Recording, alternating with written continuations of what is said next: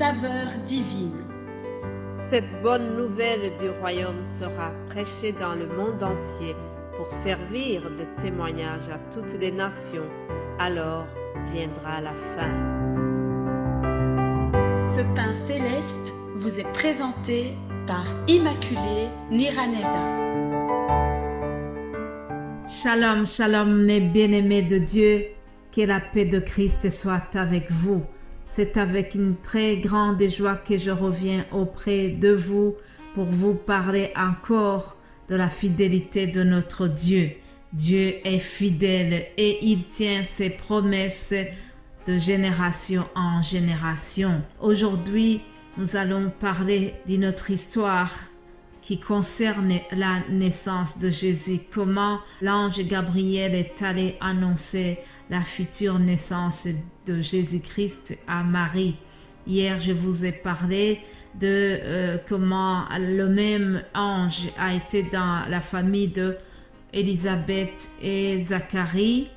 Il a annoncé la future naissance de Jean-Baptiste et après qu'il ait quitté cette famille, l'ange a fait son tour jusque dans la famille de Marie. Oui, c'était une tournée spéciale, très chers amis, une tournée où l'ange devait aller annoncer comment Dieu est bon, comment nous servons le Dieu de l'impossible. Alléluia. Nous continuons donc de parler de la fidélité de Dieu, mais voyons comment cela s'est passé une fois que l'ange était chez Marie. Lisons l'évangile selon Luc, chapitre 1, verset 26. Annonce de la naissance de Jésus-Christ. Au 6e mois, l'ange Gabriel fut envoyé par Dieu dans une ville de Galilée appelée Nazareth, auprès d'une vierge fiancée à un homme de la maison de David nommé Joseph. Le nom de la vierge était Marie. L'ange entrant chez elle et dit: « Je te salue, toi à qui une grâce a été faite. Le Seigneur est avec toi. » Troublée par cette parole, Marie se demandait ce que pouvait signifier une telle salutation. L'ange lui dit: « Ne crains point, Marie, car tu as trouvé grâce devant Dieu. Et voici, tu deviendras enceinte et tu enfanteras un fils et tu lui donneras le nom de Jésus. Il sera grand et sera appelé fils du Très-Haut. Et le Seigneur Dieu lui donnera le trône de David, son père. Il régnera sur la maison de Jacob éternellement et son règne n'aura point de fin. » Marie dit à l'ange: « Comment cela se fera-t-il, puisque je ne connais point d'homme ?» L'ange lui répondit: « Le Saint-Esprit viendra sur toi, et la puissance du Très-Haut te couvrira de son ombre. C'est pourquoi le Saint-Enfant qui naîtra de toi sera appelé Fils de Dieu. Voici Élisabeth, ta parente, a conçu elle aussi un fils en sa vieillesse, et celle qui était appelée stérile est dans son 6e mois, car rien n'est impossible à Dieu. » Marie dit: « Je suis la servante du Seigneur, qu'il me soit fait selon ta parole. » Et l'ange la quitta. Alléluia. Quelle belle conversation, chers amis. Quelle bonne nouvelle que Marie vient de recevoir. Elle, une fille simple, une fille qui est inconnue, une fille issue d'une famille qui n'est pas du tout connue. Voilà que c'est elle qui est choisie pour porter le futur enfant Jésus qui va naître, le Messie d'Israël qui a été annoncé depuis des années par les prophètes. Cependant, Marie ne comprend pas ce qui lui arrive. Elle ne comprend pas comment cela sera possible puisqu'elle était vierge. Comme dit la parole, elle n'avait jamais connu un homme. Alors, Marie se pose la question Mais vers la fin, elle n'a pas eu de doute, elle n'a pas été incrédule comme Zacharie qu'on a vu hier. Marie a eu un comportement différent.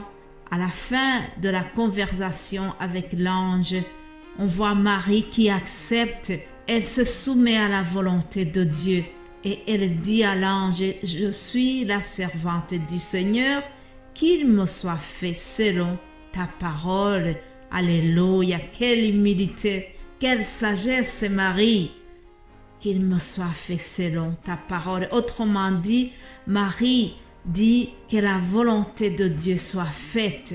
C'est lui qui est souverain, c'est lui qui est le Dieu de l'impossible. Remarquez, chers amis, que Marie non plus ne comprenait pas de quelle façon cette merveilleuse promesse allait s'accomplir, car elle n'était pas encore mariée à Joseph. Mais au lieu de regarder dans le naturel, elle a eu la foi. Elle savait que ce que Dieu promet, il peut l'accomplir. Alléluia, il peut l'accomplir. Elle n'a pas douté de la promesse de Dieu. Elle a été vraiment fortifiée par la foi. Et nous devons avoir la même attitude que Marie, parce que Dieu est fidèle, chers amis. Alors, je ne sais pas quels sont les sentiments, les émotions qui ont dû remplir le cœur de Marie, mais ce que nous voyons dans la parole, c'est que par après, elle est allée visiter sa tante Élisabeth et elle lui a annoncé la bonne nouvelle que l'ange lui avait dit. Dans la suite de l'histoire, nous voyons qu'une fois arrivée dans la famille d'Élisabeth et Zacharie, dès qu'elle est entrée dans la maison, la Bible nous dit que l'enfant que portait Élisabeth dans son ventre, son enfant a tressailli dans le ventre de sa maman et la mère a été remplie du Saint-Esprit. Elle s'est écriée d'une voix forte en s'adressant bien sûr à Marie et elle a dit « Tu es bénie entre les femmes et le fruit de ton sein est béni. » Alléluia. Comment m'est-il accordé que la mère de mon Seigneur vienne auprès de moi? Autrement dit, Élisabeth a compris que cette future maman qui vient la rendre visite, elle est spéciale, elle est porteuse d'une bonne nouvelle, une nouvelle qui va sauver toute l'humanité. Alléluia. Alors, Élisabeth lui dit, heureuse celle qui a cru, parce que les choses qui lui ont été dites de la part du Seigneur auront leur accomplissement. Autrement dit, Élisabeth est en train de lui dire, oh bravo Marie, au moins toi tu as cru directement ce que l'ange t'a annoncé. Mon mari, lui, a hésité, mon mari n'a pas cru à la fidélité de Dieu. Et voilà ce qui lui est arrivé. Entre guillemets, c'est ça que Élisabeth était en train de lui dire. En tout cas, nous voyons que les deux futures mamans sont heureuses d'être ensemble. Alléluia. Alors, laissez-moi terminer par cette belle cantique que Marie a entonnée devant sa tante. Elle a dit, mon âme exalte le Seigneur et mon esprit se réjouit en Dieu, mon Sauveur, parce qu'il a jeté les yeux sur la bassesse de sa servante. Car voici désormais toutes les générations me diront bienheureuse, parce que le Tout-Puissant a fait pour moi de grandes choses. Son nom est saint et sa miséricorde s'étend de génération en génération.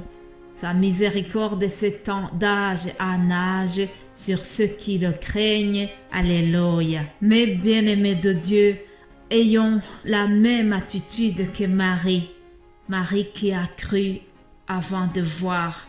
Marie a compris dès le départ que Dieu est fidèle, que Dieu, tout ce qu'il dit, il peut l'accomplir. Alléluia.